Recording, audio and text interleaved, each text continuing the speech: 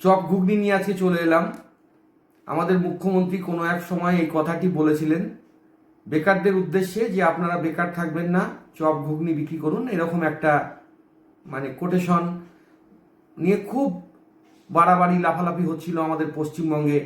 যে মুখ্যমন্ত্রী বলছেন শিল্পের পরিবর্তে এ ধরনের কাজের সঙ্গে যুক্ত থাকুন, এবং বিভিন্ন ধরনের ব্যঙ্গ বিকৃতি, মানুষকে উপহাস করা, এগুলো চলতে থেকেছিল সেই সময়, এবং অদ্যাবধি বিভিন্ন প্রসঙ্গে ওই কথাটি বারবার উঠে আসে।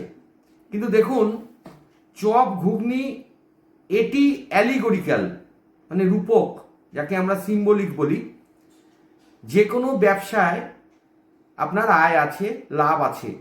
এত বিপুল সংখ্যক মানুষ পশ্চিমবঙ্গে তো বটেই, সারা বিশ্ব জুড়ে জনসংখ্যা ক্রমশ বৃদ্ধি পাচ্ছে। ভারত ও চীন তাদের মধ্যে নাম করেছে, এত বড় দেশ, উপমহাদেশ এগুলো, এই দেশগুলো খুব নাম করেছে জনসংখ্যার দিক থেকে। তো এবার এতগুলো মানুষকে তো চাকরি দেওয়া কখনোই সম্ভব হবে না, এতগুলো বেকারকে কোনোদিন সম্ভব হয়ওনি কোনো সরকারের পক্ষে।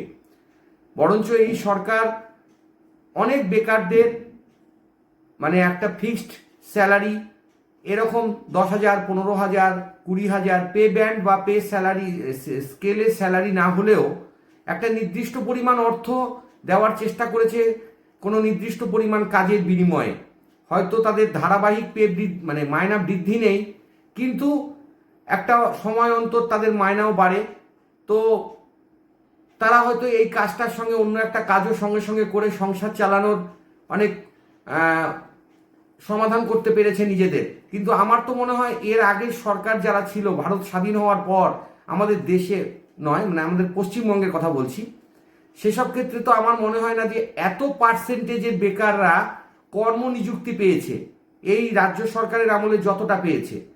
তো এই চপ শিল্প, মুড়ি শিল্প, এগুলোর অর্থ হচ্ছে এই যে আপনারা নিজেরা কোনো ব্যবসায় নামুন। এবার ব্যবসায় তো পুঁজি লাগে। এবার পুঁজির ক্ষেত্রে দেখবেন আপনারা, আগে আমাদের যেগুলো সচরাচর ঝালমুড়ি, ঘুগনি, চপ বা ফুচকা, যদিও ফুচকা বেশিরভাগ বিহার রাজ্য থেকে আমাদের এই রাজ্যে আসতো, যারা ব্যবসা করতো বেশিরভাগ বিহারের মানুষরা এসেই আমাদের দেশে এই ব্যবসাটার বেশি প্রচলন ঘটিয়েছিল। কিন্তু বাঙালির যে কালচার, যে খাদ্য সংস্কৃতি, তার সঙ্গে কিন্তু এই এই ফুচকা কিন্তু মিশে গিয়েছে। তো যাই হোক, এরপরে ক্রমান্বয়ে এগরোল, মোগলাই এ ধরনের, তারপরে আরও অনেক খাবার দাবার, পিৎজা, বার্গার এ ধরনের খাবার দাবার, এগুলো কিন্তু এসেছে আমাদের এই শিল্পে। এবং আমরা দেখতেও পাই বড় বড় যারা শিল্পী, তারাও বিভিন্ন জায়গায় হোটেল, ফুডিং অ্যান্ড লজিং এ ধরনের খুলে কিন্তু তারা বেশ অর্থ রোজগার করে। সেই অর্থে বলতে চেয়েছিলেন মুখ্যমন্ত্রী যে চপ বা মুড়ি বা ঘুগনি এটুকুও যদি আপনি নিয়ে বসতে পারেন রূপক অর্থে, তাহলেও কিন্তু আপনার একটা মোটা টাকা অর্জন হবে। একটা সংসার চালানোর জন্য যে মোটা টাকাটা দরকার, একটা সংসার চালাতে তো ডেলি 500 টাকা লাগে বা 1000 টাকা লাগে একটা নিম্ন মধ্যবিত্ত পরিবারেরও, সেটা কিন্তু আপনি অর্জন করতে পারবেন। এবার বলবেন সবাই যদি চপ মুড়ি বিক্রি করে তাহলে খাবেটাকে? দেখুন, সবাই কিন্তু চপ মুড়ি ঘুগনি বিক্রি করবে না, কেউ কোনো না কোনো পেশার সঙ্গে যুক্ত থাকবে।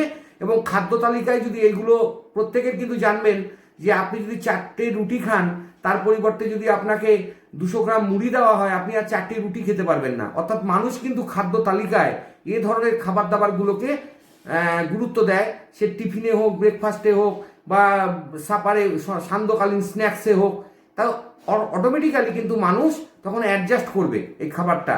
যে যারা খাবে তারা জানবে যে আমার এই খাবারটা হলো, তাদেরও 10 টাকা, 20 টাকা, 15 টাকায় একটা খাবার দাবার হলো, মানুষ তো খাবেই। এবং যারা বিক্রি করছে, বিক্রেতাদেরও কিন্তু একটা অর্জন হলো। এটা বলতে চেয়েছিলেন মুখ্যমন্ত্রী। এটা দিয়ে এটা বোঝাতে চাননি যে আপনারা সবাই চপ মুড়ি এসব বিক্রি করুন। এবং এটা আপনারা দেখবেন, এটা নয়, এটা আপনারা দেখবেন যে বিভিন্ন কর্পোরেট, বিভিন্ন রকম নাম আমি বলতে চাইছি না ভিডিওতে, কেননা তাহলে আবার প্রমোশনের ব্যাপার চলে আসবে, যে দেখতে পাবেন যে কর্পোরেট বিভিন্ন খাবার দাবারের দোকান হয়েছে, যারা বাড়িতে হোম সার্ভিস দেয় অনলাইনে, এও কিন্তু সেই খাবার দাবার সংশ্লিষ্টই। অর্থাৎ আপনারা হয়তো বলবেন চপ মুড়ি কেন, চপ ঘুগনি কেন, এই চপ ভেজে জীবন কাটাতে হবে, এই চপ একটা শিল্প। মুখ্যমন্ত্রীকে কোনো একভাবে আপনি পর্যুদস্ত করতে চাইছেন, তার কথাটাকে আপনি একটা অপব্যাখ্যা করে সে বিদ্রুপাত্মক কিছু একটা আপনি তাকে বলতে চাইছেন। কিন্তু বিষয়টা তো তা নয়, উনি তো তা বলতে চাননি।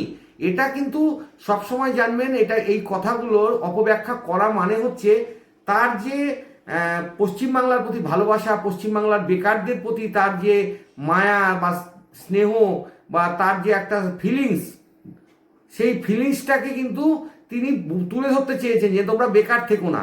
কিন্তু এটাকে অপব্যাখ্যা করা মানে এটা আপনারা এটা ভাববেন না যে মুখ্যমন্ত্রী সবাইকে চপ, তাহলে ডাক্তার, ইঞ্জিনিয়ার, মাস্টারমশাই কেউ কিছু হবে না, সবাই এই চপ বিক্রি করবে। ব্যাপারটা এরকমভাবে বলতে চাননি, মানে যারা ব্যবসায় নিযুক্ত হতে চেয়েছেন, হ্যাঁ, যেমন ধরুন বিবেকানন্দ এক সময় বলেছিলেন যে বাঙালিরা ব্যবসা বিমুখ কেন, ব্যবসা করলে, কাপড়ের ব্যবসা করলে প্রচুর টাকা রোজগার করতে পারে, এক্সপোর্ট ইম্পোর্ট করলে। আচার্য প্রফুল্লচন্দ্র রায় বলেছিলেন। তো বিষয়টা হচ্ছে অর্থকরী বিষয়টাও তো আবার আসবে যে আপনার ইনভেস্টমেন্ট পাওয়ার কতটা। এবার ইনভেস্টমেন্ট পাওয়ার যদি আপনার না থাকে তাহলে আপনাকে ছোট থেকে শুরু করতে হবে। হ্যাঁ, এবার সবার তো সম্ভব নাও হতে পারে একটা লামসাম অ্যামাউন্ট ইনভেস্ট করার, এই কারণে উনি কথাটা বলেছিলেন।